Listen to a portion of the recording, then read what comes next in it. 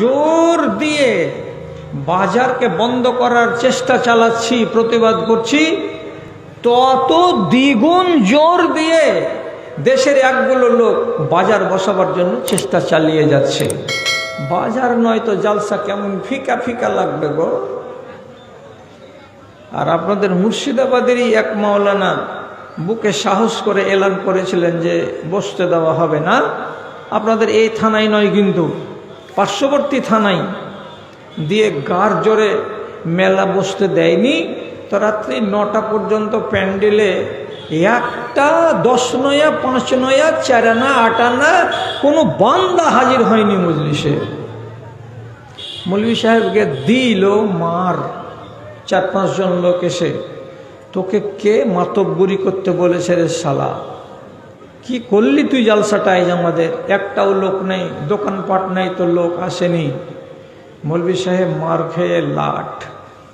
তারপরে মাইকে গিয়ে এলান করলো, এই বসেরা, দাদারা, দেশবাসী আপনারা কান খুলে শুনেন, আমাদের প্যান্ডেল খুলবে না, আমরা আগামী কালকে জালসা করব, আমাদের বক্তারা আসবেন, তোমরা যে যেখান থেকে আসবে এবং আমাদের জালসাতে যতগুলো দোকানপাট লাগার সবগুলোই লাগবে।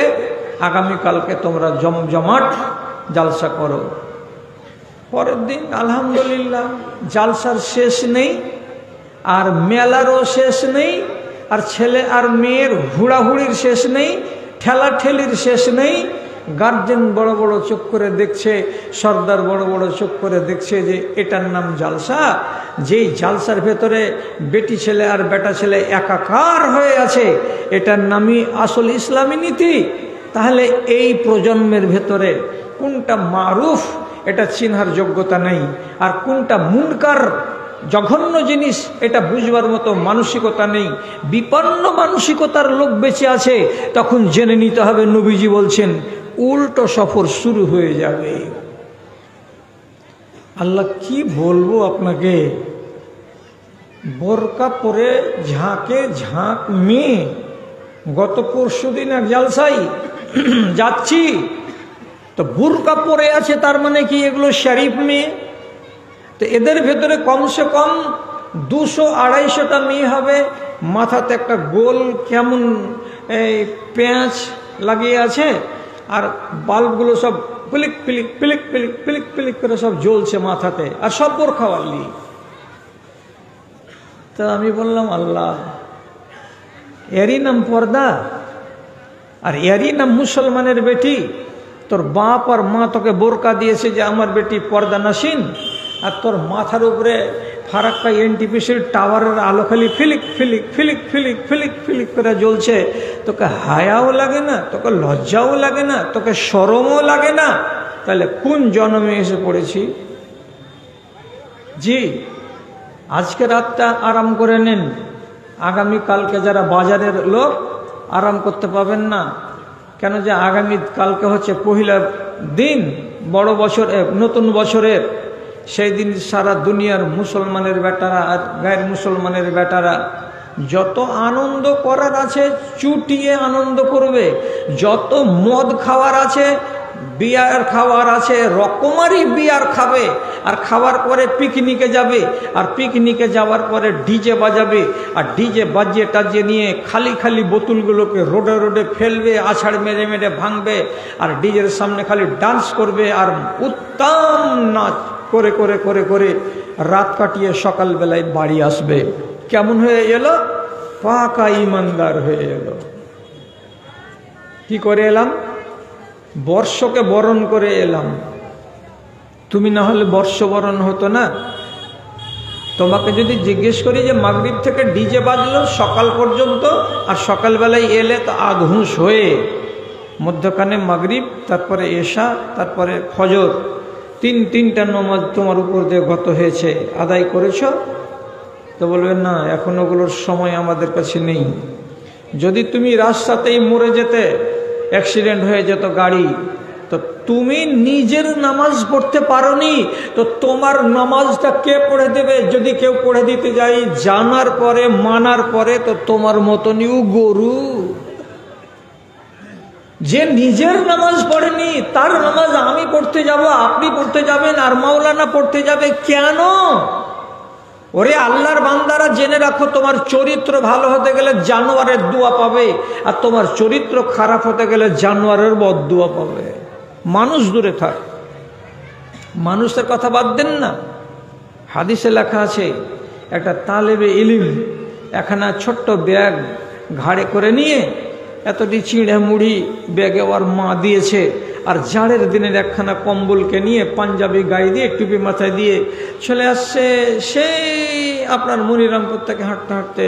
কোথায় যাবে জি? সীতারামপুর মাদ্রাসা যাব। তুমি তালেবে ইলিম? বলে হ্যাঁ। এই তালেবে ইলিমটার জন্য কি লেখা আছে কিতাবের ভিতরে, হাদিসের ভিতরে? হাত্তাল মালায়েকা তাজাও আজনিহাতাহা, আল্লাহর ফেরেশতারা ওই মাসুম ছেলেটার পায়ের তলাতে নিজের পাখাগুলো বিছিয়ে দেয় আর সম্মান জানায়, আর বলে আহলান, তোকে স্বাগতম জানাচ্ছি রে বেটা, তুই কিসের জন্য বেরিয়েছিস? তো নিজের দিনকে জানার জন্য, শিখার জন্য বেরিয়েছিস। তারপরে নবীজি বলছেন এর জন্য অনেকেই দোয়া করে। করতে করতে কারা দোয়া করে? হাত্তাল হিতানো ফি জাওফিল মায়ে, সমুদ্রের পেটে, নদীর পেটে, নালার পেটে যতগুলো মাছ আছে, সে মাছগুলা সম্পর্কে নবীজি বলছেন ওরাও দোয়া করে। কার জন্য? তো আপনারই একটা নাবালক বেটার জন্য, যে বাচ্চাটাকে আপনি ব্যাগের ভেতরে 3খানা কিতাব দিয়েছেন, আম্মা পাড়া আর একটা উর্দু কিতাব আর আরবি কিতাব দিয়ে মাদ্রাসার দিকে রওনা করেছেন। কেন? যে এই ছেলেটা দিন শিখবে বলে বেরিয়েছে। এর জন্য কি করে? আল্লাহর মাখলুক দোয়া করে। আর ব্যবহারটা যদি খারাপ হয়ে যায় তো মাওলানার দিকে তাকান, যারা সভাপতি আছেন তারা কি বলে? রাসূলুল্লাহর সম্বন্ধে একটা লাশ চলে যাচ্ছে, লাশটা যখন গেল তখন নবীজি জিজ্ঞেস করে বলছেন মুস্তারিহুন আও মুস্তারাহুন, এই যে লাশটা চলে যাচ্ছে তাঁবুতে করে নিয়ে যাচ্ছে লোকেরা, লোকটা আরাম পেয়ে গেল না লোকটা আরাম দিয়ে গেল? কথা বুঝেন? লোকটা আরাম পেয়ে গেল না লোকটা আরাম দিয়ে গেল? এর মানেটা কি? লোকটা যদি দিনদার হয়, ইমানদার হয়, তাহলে দিনদার মানুষের জন্য এটা দুনিয়া নয়। এখান থেকে এই উল্টো মুখে হাঁটা দেওয়াটা হলো প্রত্যাবর্তন, এটা হলো ফেরত যাত্রা। এইটা আল্লাহ তাআলা প্রত্যেক জিনিসের সাথে লিখে রেখেছেন। একবার অগ্রযাত্রা হবে, আর একবার পিছন যাত্রা হবে। এখান থেকে আমিও রেহাই পাব না, আপনিও রেহাই পাবেন না, পৃথিবীর কোনো কিছু রেহাই পাবে না। তাহলে কথাটাকে যদি বুঝতে চাই তাহলে এভাবে বুঝি। একদিন আসমান ছিল না, জমিন ছিল না, পাহাড় পর্বত নদী নালা কিছু ছিল না। রব্বুল আলামিন আসমানকে সৃষ্টি করলেন, জমিনকে সৃষ্টি করলেন, পাহাড় পর্বতকে সৃষ্টি করলেন। এই দুনিয়াকে যেভাবে সাজাতে হয় সেভাবে সাজালেন। তারপরে আপনারা জানতে পারছেন আমাদের মাথার উপরে আসমান, পায়ের তলাতে জমিন। এই আসমান এক সময় ছিল না, তিনি তৈরি করলেন। এই জমিন যেভাবে তৈরি করা আছে এভাবে একদিন ছিল না, একে আল্লাহ তাআলা তৈরি করলেন। এদের ফেরত যাত্রার উদ্দেশ্যটা কেমন? তো কেমন মানে এগুলো আবার নষ্ট হয়ে যাওয়া, সব বরবাদ হয়ে যাবে। একটা জিনিসকে আল্লাহ তাআলা গোটা করে রাখবেন না। তেমনি আমিও, আপনিও আমাদেরকে উল্টো যাত্রাতে পা বাড়াতে হবে। আমি একদিন ছিলাম না, আমি দুনিয়াতে এসেছি, দুনিয়াতে আমি থাকবো না। এখান থেকে আমাকে চলে যেতে হবে, আমার ফেরত যাত্রা হবে। কিভাবে হবে এটাকে যদি দেখতে চান, প্রথমে তাকান এই বিশাল আসমানের দিকে। আল্লাহ রাব্বুল আলামিন কোরআন মাজিদের ভেতরে বলছেন, ইয়াউমা নাতউইস সামা কাতাইস সিজিল্লে, যেদিন সময় চলে আসবে সেদিন আমি এই আসমানকে ছেলে পিলে যেমন দিস্তা খাতা থেকে একটা পাতাকে ছিঁড়ে নেয়, নেয়ার পরে এইরকম করে হাত দিয়ে তাকে মুচড়িয়ে দুমড়িয়ে গোল করে দেয়, এত বড় খাতাটা মুঠের ভিতরে চলে আসে এবং নাড়ু সাড়ু করে দেওয়ার পর তাকে ফেলে দেয়। তেমনি রব্বুল আলামিন বলছেন, যখন এর প্রয়োজন শেষ হয়ে যাবে তখন আমি আসমানকে সেই রকম পুরাতন খাতার মতো করে হাতে তাকে নুড়ি সুড়ি করে জড়ো করে ছোট্ট সামান বানিয়ে তাকে ভেঙে চুরমার করে দেব।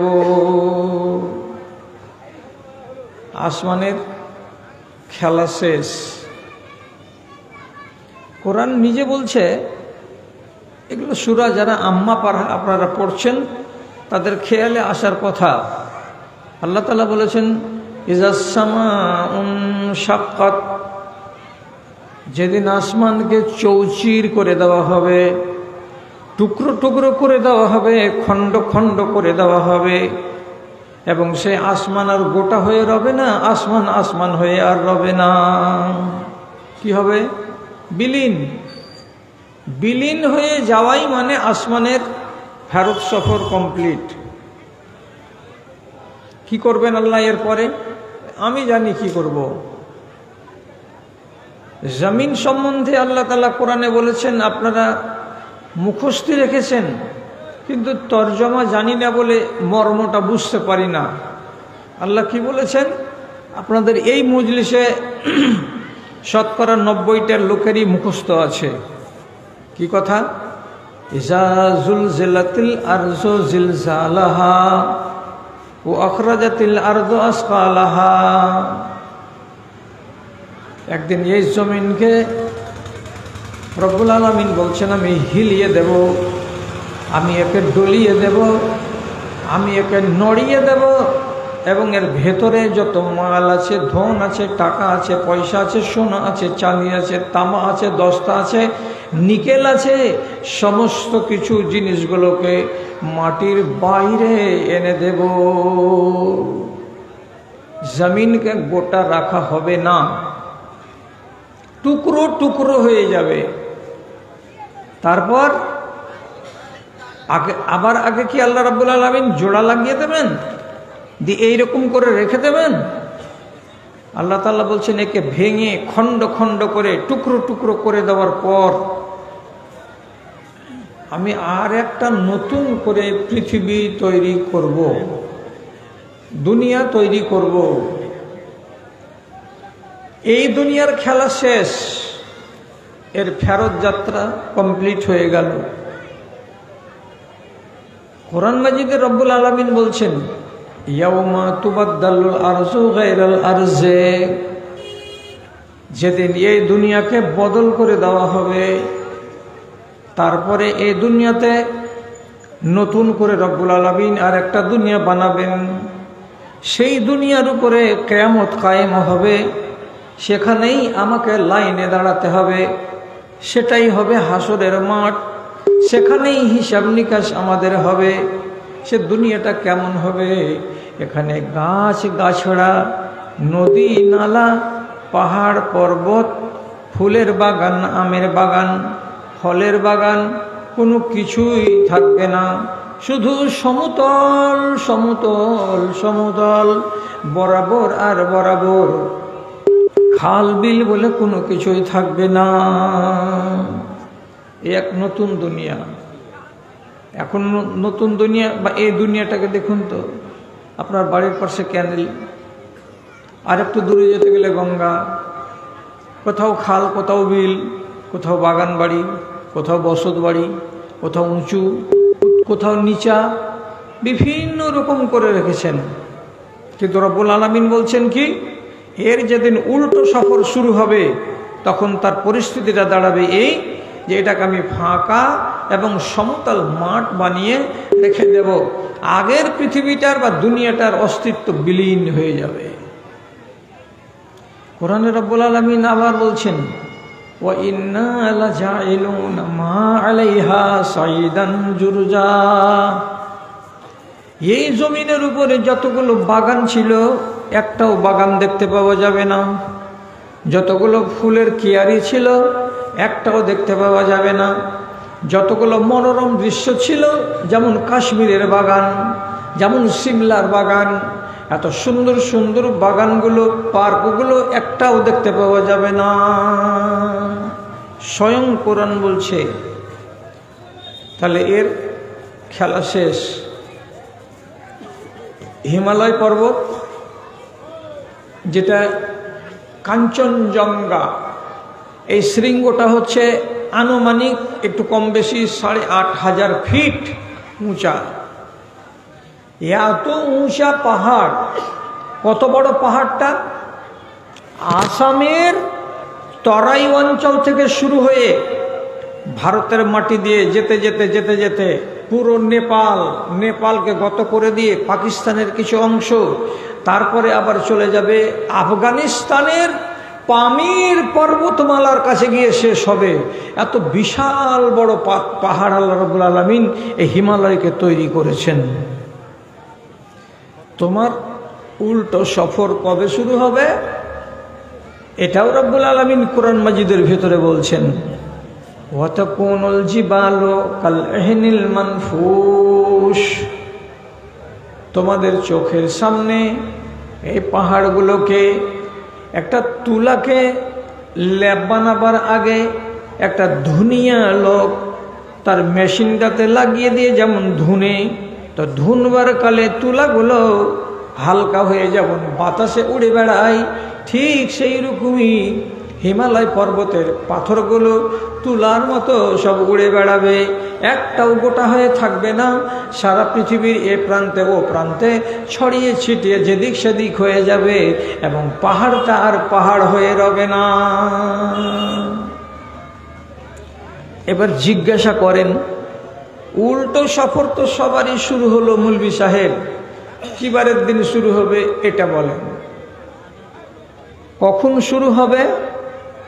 এর জন্য কিছু লক্ষণ আছে। লক্ষণগুলো অনেক, সেগুলো যদি একটা একটা করে আমরা শুনি আর একটা একটা করে আমরা জানি, তাহলে শর্ত হলো এগুলোকে বিশ্বাস করা। কি করে, কেমন করে শুরু হবে? তো আল্লাহ রাব্বুল আলামিনের নবী বলছেন, লক্ষণগুলো উম্মতীদেরকে দু চারটা শিখিয়ে দাও, শুনিয়ে দাও, ওরা যেন বুঝতে পারে যে হ্যাঁ কবে হবে।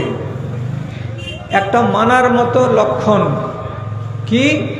নবীজি বলছেন, লা তাকুমু সাআতু হাত্তা ইয়াতাবাহান নাসু ফিল মাসাজিদে। এগুলোকে অতদিন নষ্ট করা হবে না, অতদিন উল্টো যাত্রা শুরু হবে না, যতদিন পর্যন্ত এই কয়েকটা জিনিস মানুষেরা নিজের চোখে দেখতে না পাবে। কি? 1 নম্বর বললাম, যখন দেখতে পাবে গ্রামের মানুষেরা, এলাকার মানুষেরা মসজিদ নিয়ে গরম দেখা দেখি করে, মসজিদ নিয়ে গলাবাজি করে, মসজিদকে নিয়ে তারা প্রতিযোগিতা করে। কেমন প্রতিযোগিতা? তোমরা কয়তলা করেছ? ইসলামপুরওয়ালা যে 1 তলা করেছি, আমরা 2 তলা করব। আপনি জিজ্ঞেস করতে যাইবেন এখান থেকে পশ্চিম দিকে, আপনি এক গ্রামে গিয়ে বলবেন তোমরা মিনারা বানিয়েছ, কত টাকা দিয়ে মিনারা বানিয়েছ? বলে 15 লক্ষ টাকা। আমরা তখন বলবো আমরা একটা মিনারা বানাবো, সেই মিনারার টার্গেট রাখা আছে 35 লক্ষ টাকা। তোমাদের মসজিদে কয়টা চোঙ লাগানো আছে? বলে 2টা। আমরা আমাদের মসজিদে চোঙ লাগাবো 4টা। তোমাদের মসজিদে কি এসি লাগানো আছে? বলে না, আমরা এসি লাগাতে পারিনি, 5 থেকে 7টা ফ্যান লাগিয়ে রেখেছি। আপনি তখন বলবেন কি, আমাদের মসজিদে আমরা এসি বসাবো, এইবার রমজানে সবাই এসিতে নামাজ পড়বে। আপনি বলবেন আপনাদের মসজিদে কি মেঝেতে পাড়া আছে? বলবেন লম্বা লম্বা সোপ পাড়া আছে, চাটাই পাড়া আছে। আপনি তখন বলবেন তাকে ডেকে, আমরা আমাদের মসজিদে লম্বা লম্বা মোটা মোটা পুরু পুরু মখমলের টাট বিছাবো, এমন সুন্দর সুন্দর টাট এবং মখমল বিছাবো যে দেখতে গেলে প্রাণ জুড়িয়ে যাবে, মন জুড়িয়ে যাবে। তাহলে ওই পাড়ার মসজিদওয়ালার সাথে এই পাড়ার মসজিদওয়ালা কি করবে? প্রতিযোগিতা করবে। কিসে? তো নির্মাণে। তোমরা টাইলস বসাওনি, আমরা টাইলস বসালাম। তোমাদের ওযুখানাতে নল নেই, আমাদের ওযুখানাতে নল আছে। তোমাদের মসজিদে এসি নেই, আমাদের এসি আছে। তোমাদের মসজিদে আর অন্যান্য সাজ সরঞ্জামের ব্যাপারে উন্নত মানের নেই, আমাদের কাছে উন্নত মানের আছে। এইগুলো নিয়ে যেদিন প্রতিযোগিতা শুরু হবে, আপনি বলবেন মসজিদ নিয়ে প্রতিযোগিতা করাটা কি খারাপ? আমি এদিকে যাচ্ছি না, আমি শুধু এদিকে যাচ্ছি যে মানুষগুলো মসজিদ নিয়ে প্রতিযোগিতা করবে সেই মানুষগুলো কিন্তু নমাজ নিয়ে প্রতিযোগিতা করবে না। এটা হলো সবচাইতে মারাত্মক রোগ। সব থেকে জঘন্য রোগ হলো এইটা, যে মানুষটাকে একবার বললাম তো 5,000 টাকা চাঁদা দিয়ে দিল, আর সে মানুষটাকে যদি বলি আজকে ফজরের টাইমে 5টাতে আজান হবে, 5:20 জামাত হবে, আপনাকে দেখতে পাবো, তো বলবে ভাই ভরসা দিতে পারলাম না, আমার নিদ খুব গাঢ়, তাতে ডিসেম্বর মাসের ঠান্ডা, লেপ মুড়ি দিয়ে শুয়ে থাকি, জাগতে পারবো কি পারবো না আল্লাহ জানে। তাহলে আপনার অবস্থাটা কি দাঁড়ালো? টাকা দিলেন ঠিক, মসজিদ গড়লেন ঠিক, প্রতিযোগিতা করলেন ঠিক, কিন্তু যেটা আসল কাজ সেই কাজটাতে আপনি পিছে। এই জন্য আল্লামা ইকবাল বলেছেন, কথাটা কত সত্য কথা, মসজিদ তো বানা দি সব ভর মে ইমা কি हरारत वालों ने मन अपना पुराना पापी है बरसों में नमाजी बन न सका। খালি এলান হতে নেই, মাইকে ঘোষণা হতে নেই, চাঁদা পড়তে লাগলো লাখ লাখ টাকা। কারা করলো? মুসলমানেরা করলো। এই মুসলমানের ইমানের অবস্থাটা কি? বারসোমে নামাজি বান্না সাকা। যদি একটুখানি মেঘ চমকাই পশ্চিম আকাশে, তো তাহলে ওই মেঘের চমকানি দেখে ঘরের কোনাতে লুকিয়ে বসে থাকবে আর মসজিদের দিকে পা বাড়াবে না। যদি ওর মা বলে মসজিদ যাবি না রে বেটা, তো দেখতে পাইস না গে মা কত মেঘ চিলিক মারছে, পানিতে ভিজতে যাব, যাবে না মসজিদে। তাহলে একটা লক্ষণ পাওয়া গেল যে এই রকম পরিস্থিতি যেদিন চলে আসবে সেই দিন জানতে হবে উল্টো সফর ওদেরও শুরু হবে, আমাদেরও শুরু হবে। 2 নম্বর আপনাকে বলছি, একটু লক্ষ্য রাখবেন কথাগুলোর দিকে। কি আল্লাহ রাব্বুল আলামিন নাই বলছেন, ইন্নাল্লাহা ইয়াকবিজু শারীতাতাহু মিন আহলিল ঈমান ওয়া ইয়াবকা আজাজাতান। প্রত্যেকটা গ্রাম থেকে 10টা 15টা করে যেগুলো নেককার লোক আছে, দিনদার লোক আছে, আল্লাহওয়ালা লোক আছে, আল্লাহ তাআলা এক এক করে সেই নেককার দিনদার আল্লাহওয়ালাগুলোকে উঠিয়ে নেবেন, মেরে দেবেন। গ্রামটা থেকে যখন নমাজি মানুষগুলা শেষ হয়ে যাবে, আল্লাহওয়ালা মানুষগুলো যেদিন মরে সব সাফ হয়ে যাবে, তখন ওই গ্রামে কে থাকবে? রাসূলুল্লাহ বলছেন আজাজাতান, থেকে যাবে কারা? ওয়াধম যারা, থেকে যাবে কারা? যেগুলো ছাই ভূষা তারা, থেকে যাবে কারা? যেগুলো দুর্বৃত্ত, যেগুলো অসভ্য, যেগুলো বর্বর তারা, যারা ন্যাংটা, যারা উশৃঙ্খল তারা। ভালোগুলো বেঁচে থাকবে না, একটাও থাকবে না। বেঁচে থাকবে কোনগুলো? যারা বেয়াড়া, যারা বেয়াদব, যারা অসভ্য, যাদের ভেতরে শিষ্টাচার নেই, এমন লোকগুলো সব বেঁচে থাকবে, মানে এই প্রজন্মটা হয়ে যাবে। তখন আপনি ফের জিজ্ঞেস করে বলবেন, আমি কি দিয়ে বুঝবো মৌলভী সাহেব যে এই লোকগুলো সব বেয়াড়া, এই লোকগুলো অধম, এগুলো সব বিশৃঙ্খলাপূর্ণ লোক, এগুলো শৃঙ্খলা মানে না, কি দিয়ে বোঝা যাবে? তখন রাসূলুল্লাহ বলছেন, চিনবেন ওই লোকগুলোকে? হ্যাঁ, চিনিয়ে দেন একটু। তখন নবীজি বলছেন, লা ইয়ারিফুনা মারুফান ওয়ালা ইউনকিরুনা মুনকারা। যেদিন তোমার সমাজের ভেতরে এমন লোক বাস করবে, তার সামনে একটা ন্যায্য কথা, এই ন্যায্য কথাটা তারা বুঝতে চেষ্টা করবে না। এটা হলো অন্যায় কথা, অন্যায় কাকে বলে তারা বুঝতে চেষ্টা করবে না। কোনটা ভালো কাজ সেটা তারা বুঝতে পারবে না, কোনটা মন্দ কাজ এটা তারা বুঝতে পারবে না। ভালোটাকে করি বলে এগিয়ে আসবে না, মন্দটাকে ছেড়ে দিই বলে এখান থেকে দূরে সরে যাই, এ কাজ করতে যাবে না। তার মানে কি এমন বিদ্যা বুদ্ধিহীন হবে যে তাদের ভেতরে ভালো কি জিনিস মন্দ কি জিনিস চিনার মতো যোগ্যতা থাকবে না। তারা ধর্মের বিষয়ে এতই কানা হবে। এইবার আপনি এই স্ট্যান্ডার্ড অনুযায়ী দেখতে শুরু করেন তো।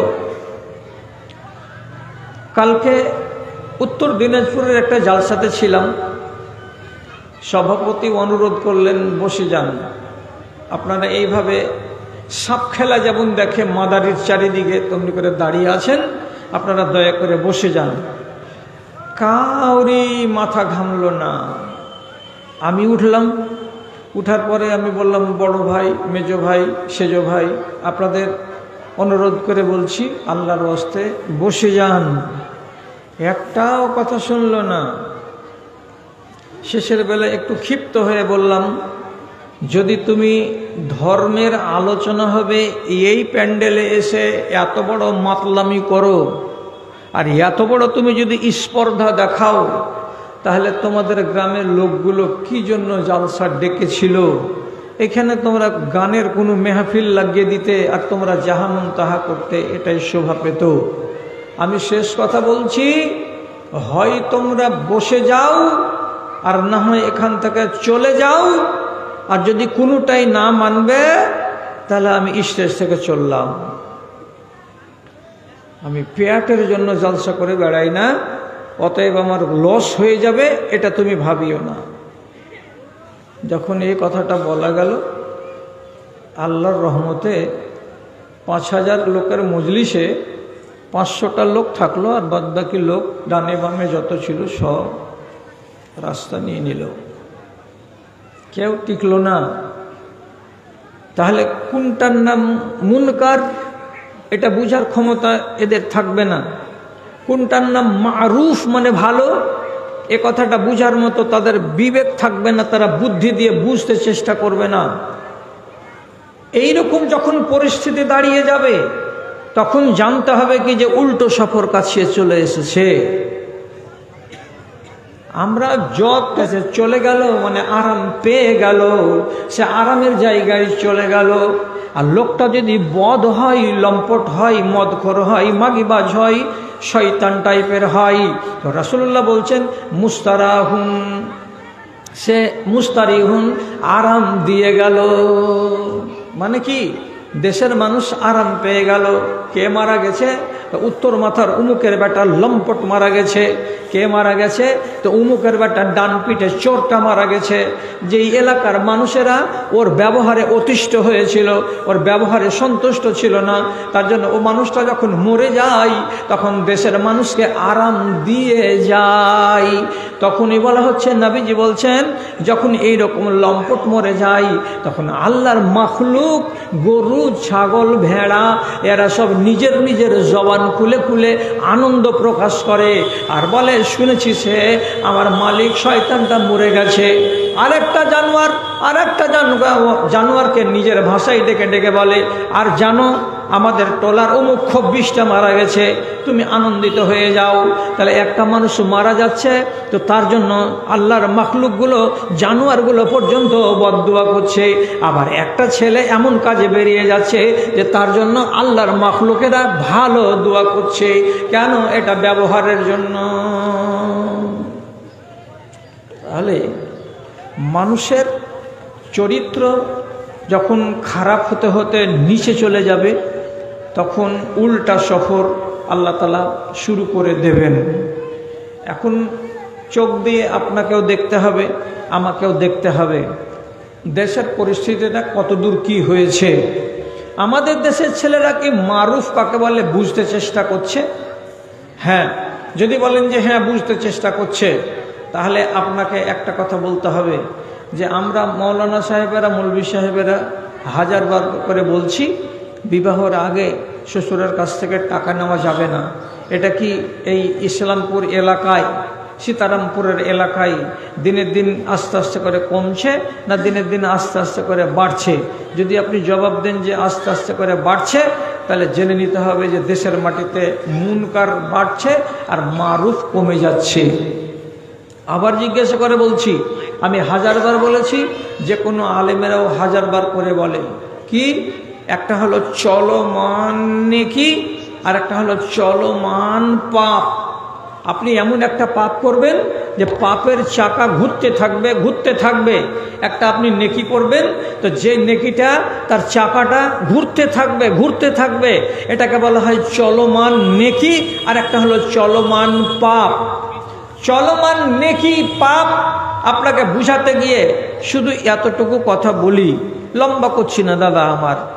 যদি কোনো মানুষ নিজের দাড়িকে ছিলে, এটা গুনাহ, তো যতক্ষণ ছিলে রেখেছে আর চেহারাতে নতুন করে দাড়ি না গজিয়েছে, ততক্ষণ ওর পাপের মিটার আস্তে আস্তে আস্তে আস্তে করে ঘুরছে।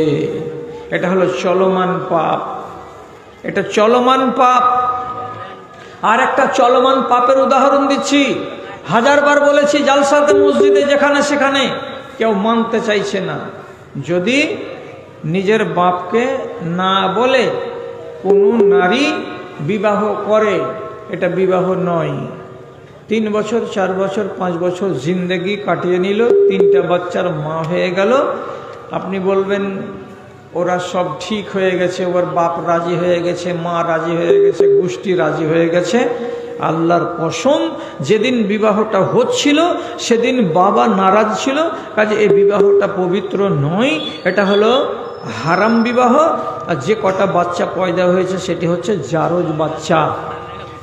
আজ এই মাত্র 2 দিনের কথা বলছি, ইসলামপুর থানা থেকে আমার কাছে ফোন এসেছে। 11 বছর হয়ে গেল, 3টা বাচ্চার মা বাবা। এখন ওরা বলছে আমাদের কোনো উপায় আছে? এতদিন তোমার মগজ কি ছিল? বন্ধ ছিল, খেয়াল করনি? এভাবে যে মেয়েটা বিবাহ হলো আর হয়ে মারুতিতে চড়ে শ্বশুর বাড়িতে গেল, আর যাওয়ার পরে রাত তখন 8:30 9টা, তখন ওই রকম ভিড়ে ভাড়ে মানুষকে কাকে দেখেছে? উল্টো দিক দিয়ে বাড়ির পিছন সাইড দিয়ে মেয়েটি বেরিয়ে গিয়ে মেন রোডের কাছে ওর আজ্ঞার প্রেমিককে ডেকেছে, ডেকে বলছে আমি এত দূর চলে এসেছি, এই জায়গাতে আমি আছি, তুমি তাড়াতাড়ি করে এসো। এ বেচারি এখানে বিবাহ করে নিয়ে আনন্দে গলিতে সবারই সঙ্গে খালি আসসালামু আলাইকুম সালাম আলাইকুম করে বেড়াচ্ছে, আর বাড়ির উল্টো দিক দিয়ে ওর বাড়িওয়ালি ওর লাভারের সঙ্গে রাতারাত পাত্তা। বহু কয়ে বহুকে খুঁজে পাওয়া গেল না। সকালবেলায় এলান হলো, ও ওর নিজের যেখানে পছন্দ ছিল সেখানেও চলে গেছে। কি করবে? হাত চুলকাতে চুলকাতে বলছে যে যা হওয়ার হয়ে গেছে, সব টাকাটি বরবাদ। ছাড়ানো হলো না, ছুড়ানো হলো না, ওই লোকটার বাড়িতে জীবন কাটছে আজকে 11 বছর। 3টা বাচ্চার মা বাবা। এখন বলছে কোনো উপায় আছে? মাওলানারা যদি মাথাটাকে ঠেকে দেন, দেওয়া বলেন যে 1 লাখ টাকা দিছি, আপনি এটাকে কোন রকম করে হালাল করে দেন তো। আল্লাহর কসম খেয়ে বলছি, মাথাকে ঠুকে দিয়ে আবার নতুন মাথা লাগাবেন, ফের ওটাকে ঠুকবেন, ভাঙবেন, তবুও এর কোনো পথ নাই। পথ একটাই, যেটি ছেলে হয়ে গেছে সেটি জারোয়া, আর যেটি হয়নি আগামীতে হবে সেটিকে হালাল করতে গেলে আজকে জুতা খাও, আর খাওয়ার পরে নতুন করে তোমাকে ইদ্যত কাটতে হবে, আর কাটার পরে এই ছেলেটাকে বিয়ে করতে হবে। জুতা খেয়েই বিয়ে হবে না, কেন যে ওই লোকটা যে তোমাকে বিয়ে করেছিল ওর কাছ থেকে তোমার তালাক হয়নি। তালাক হবে না হয় খোলা হবে, কোনো একটা হবে। যদি খোলা হয় আগেকার স্বামীর কাছ থেকে, তো 1 মাস তোমাকে রুখতে হবে, তারপরে তোমাকে জুতা খেয়ে বিবাহ করতে হবে। এখন একজন রাজি তো আর একজন রাজি নয়। এটা হলো চলমান পাপ। যতদিন না শুধরাবে ততদিন তার পাপের চাকা ঘুরতেই থাকবে, ঘুরতেই থাকবে। এখন আমাদের সমাজে পাপের সংখ্যা দিনের দিন বৃদ্ধি পাচ্ছে। এই জন্য আল্লাহ রাব্বুল আলামিন বলছেন যে এইগুলো, নবী বলছেন যে এইগুলো লক্ষণ যখন চোখের সামনে তোমরা দেখে নিবে, তখন তোমরা জানবে যে দুনিয়ার বেশি দিন আর মেয়াদ নাই। আর একটা লক্ষণ, অত্যন্তে কররাই বাজাত, সমাজে যারা শিক্ষিত লোক তাদের মূল্য দেওয়া হবে না, যারা আলেম তাদেরকে কোনো পাত্তা দেওয়া হবে না। যদি একটা তালাকের বিচার বসে তো বসবে কারা? যারা ডম, তারা, যারা এই এলাকার মস্তান তারাই বসবে। কেউ যদি বলে এই মাদ্রাসার হেড মাওলানাকে ডাকো, কেন যে এটা হলো তালাকের মশলা, তালাকের মশলাগুলো মাওলানারাই ভালো জানে, তো ডনেরা বলবে মাওলানার এখানে দরকার নাই, 20 গ্রাম নিয়ে আমি 30 বছর ধরে বিচার করে বেড়াচ্ছি, আজকে এই বিচারটা আমি করতে পারবো না নাকি, বাদ দাও, কাউকে ডাকতে হবে না। কেউ আলেমকে, শিক্ষিত লোককে ডাকবে না কাজে। কথা বলবে কারা? রাসূলুল্লাহ বলছেন রুবাই বাজাতো, মাথা মোটা যারা মাথা মোটা তারাই বেশি কথা বলবে, আর ওদেরই কথার দাম দেওয়া হবে।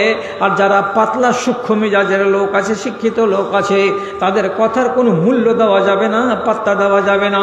কেন? আমার বাহুতে বল আছে, আমার ডান আর বামে আমার সাঙ্গপাঙ্গ আছে, কাজে আমি যেটাই বলবো সেটাই ঠিক। আর মৌলানা আর মৌলবি আর M A R BA pass করারা যা বলবে ওটা ঠিক নয়।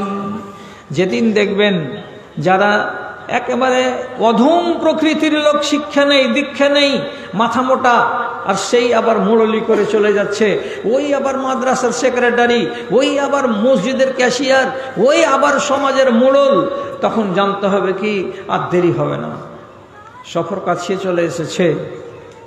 আর কি হবে? আর কি? নবীজি বলছেন হাত্তা ইয়াউদা আরজুল আরাবে মুরুজা, আরবের মাটিতে অনেক রেগিস্তান আছে। সৌদি আরবের মাটিতে রুবুল খালি বলে একটা মাঠ আছে, মোটামুটি 400 কিলোমিটার। ওর উপর দিয়ে যদি চলে যায় মানুষ, চলে যায়, ডানে বামে কোনো গাছ পাওয়া যাবে না, বাড়িঘর পাওয়া যাবে না। এত বিশাল বড় রেগিস্তান, এত বিশাল বড় মরুভূমি। নবীজি বলছেন আরব দেশে বৃষ্টি হয় না, এটা তো বুঝেন। সৌদি আরবের মাটিতে বৃষ্টি জায়গা জায়গায় 2-4 ফোঁটা করে বছরে 1 দিন কিংবা 2 দিন হয়, তাছাড়া বৃষ্টি সাধারণত আরবের মাটিতে হয় না। আচ্ছা, 2-3টা লোক একটু এরকম হাতটাকে নাড়িয়ে একটু বলবেন কি যে গত বছর বলতে গিয়ে মাত্র 4 মাস আগে একটা যে বৃষ্টি হলো, তো দুবাই শহরের যেটা শাহরাহ, যেটা হচ্ছে মেন রোড, সেই মেন রোডের বুকলা, চামড়া, বালি, পাথর, চুন সবকে উড়িয়ে নিয়ে গেছে, কোনো চিহ্ন বলে বাকি নাই। এমন করে হাসরের মাঠ বানিয়ে রেখে দিয়েছিল। এই মাত্র 4 মাস আগে, 5 মাস আগেকার দৃশ্যগুলো আপনারা কেউ দেখেননি? নিশ্চয় দেখেছেন। গাড়িগুলো যে ভাসছে পানিতে, ট্যাক্সিগুলো 1-2খান নয়, শত শত ট্যাক্সি কেলার গাছের মতো ভাসছে আর চলে যাচ্ছে। কত পানি আল্লাহ তাআলা নাজিল করেছিলেন দুবাইয়ের মাটিতে এই গত জুলাই মাসের দিকে। আল্লাহ, এগুলো হচ্ছে মৌসুমের উল্টো খেলা। লক্ষণ কিসের? দুনিয়াকে বরবাদ করার। তারপরে রাসূলুল্লাহ বলছেন হাত্তা তালহাকা কাবাইলা উম্মতি মিন উম্মতি, বিআলিল আওসান। এবং যখন দেখবে আমার উম্মতীদের এই কিছু একটা লোক, আমার উম্মতীদের মধ্যে থেকে কিছু কিছু মানুষেরা কি করছে, মূর্তি পূজকদের সাথে মিলে গিয়ে তাদের ভগবানের পূজা করতে লেগেছে। যদি দেখতে পাওয়া যায় মুসলমানেরা হিন্দুদের সাথে ও মুসলিমদের সাথে তাদের উৎসবে শরিক হয়েছে এবং পূজার মণ্ডপে তারা যোগানদার হয়েছে, আবার পূজার মণ্ডপে গিয়ে সময় যখন আসে তখন তার সামনে মাথা নত করছে, প্যান্ডেলের কাছে গিয়ে যেগুলো প্রসাদ দেওয়া হয় সে প্রসাদগুলোকে হাতে করে নিচ্ছে, আর মুসলমানের বাচ্চারা খাচ্ছে। যদি এমনটা দেখতে পাওয়া যায় তো জানতে হবে, হে মুসলমান, তোমাদের উল্টো সফর শুরু হয়ে যাবে। জি হ্যাঁ, দুবাইয়ে একটা মন্দির হয়েছে 250 কোটি টাকা দিয়ে। এটা জানেন তো? কত কোটি? 250 কোটি। উদ্বোধন করতে গেছিল ভারতবর্ষের প্রধানমন্ত্রী। সেই দিন যখন প্রথম উদ্বোধন হলো তো মন্দিরের সামনের দিকে যখন দেবীর নামে জল ঢেলে মন্দিরের উদ্বোধন এবং পবিত্রতা করা হচ্ছিল, তখন ওই ডাহিন দিকের হাতের সাথে আর একখানা হাত মিলিয়ে দিয়ে আমার স্বজাতি থুতনিতে দাড়ি আছে, ওর নাম হলো ইসলামী নাম, এবং দুবাই দেশটার ও হচ্ছে প্রধান ব্যক্তি, কর্মকর্তা, উনি হচ্ছেন রাষ্ট্রের হোতা এবং রাষ্ট্রের নেতা, দুজনে মিলে আর এর সাথে আরো 10-12 জন মুসলমান মিলে পূজাটার উদ্বোধন করলো। এরা যেগুলো যেগুলো কথা বলল ওরাও আরবিতে দাঁড়িয়ে দাঁড়িয়ে ওগুলোই কথা বলল, অর্থাৎ পূজা তারাও করলো। তাহলে রাসূলুল্লাহ কি বলেছেন? আমার উম্মতীদের কিছু লোক যেদিন অমুসলিমদের সাথে মিলে যাবে আর যাওয়ার পরে তাদের মাবুদের ইবাদত শুরু করে দেবে, সেদিন জানতে হবে তোমাদের উল্টো সফর শুরু হবে। যুগটা খারাপ। সত্য কথা বলতে গেলে আগামী কালকে বিকেলবেলায় আমার বাড়ি চলে যাবে প্রশাসনের লোক। উত্তর দিনাজপুরে একটা এমএলএ আছে, সেই এমএলএটা গত 2 মাস আগে কালী পূজার উদ্বোধন করে দিয়ে এসেছে। হাতে এত বড়টা বাসন, বাসনে আগুন, আর আগুন নিয়ে এমনি এমনি এমনি এমনি করে দেবীর সামনে ঘুরিয়ে দিয়ে তারপরে রেখে দিয়ে একটা ছোট্ট পটকা ফুটিয়ে দিয়ে পূজার উদ্বোধন করে দিল। উদ্বোধনটা কে করলো?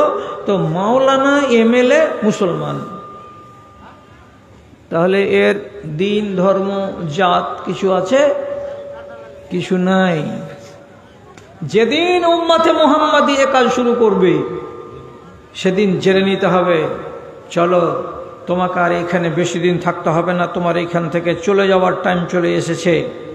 তারপর রাসূলুল্লাহ বলছেন, গ্রামে যদি 2-4টা ইমানদার থাকে, ইমানদারকে দেখতে গেলে মানুষের গা জ্বলবে, মানুষেরা তাকে দেখে পিল পিল পিল পিল করবে।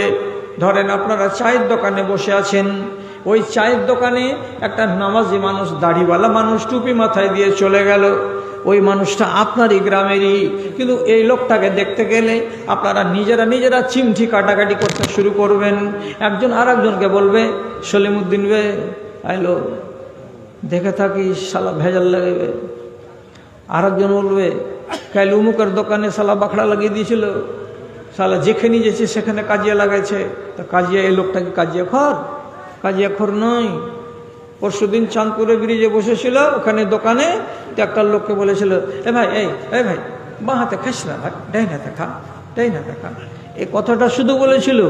তো এই জুয়ানকে বলেছিল, এখানে তুমি ফ্যাটার করিও না, তো যাও নিজের বাড়ি যাও, তোমার কাছে জ্ঞান নিতে হবে নাকি? এই কথাটা নিয়ে তুতু মেই করতে করতে একটু গন্ডগোল হয়ে গেল। এখন আজকের লোকেরা বলছে কি, ইসালা ভালো মানুষ নয়, কাল চাঁদপুরে বাখড়া লাগাল ছিল, এই একে দেখে থাক, ফের আজ কোন বাখড়া লাগাবে, কোন কাজিয়া ঝঞ্ঝাল লাগাবে। একটা দিনদার মানুষকে দেখে মানুষের ভেতর যদি পিল পিল করে জ্বলে, তাহলে পর আপনাকে জানতে হবে দুনিয়ার আয়ু শেষ হয়ে আসছে। জি, সময়টা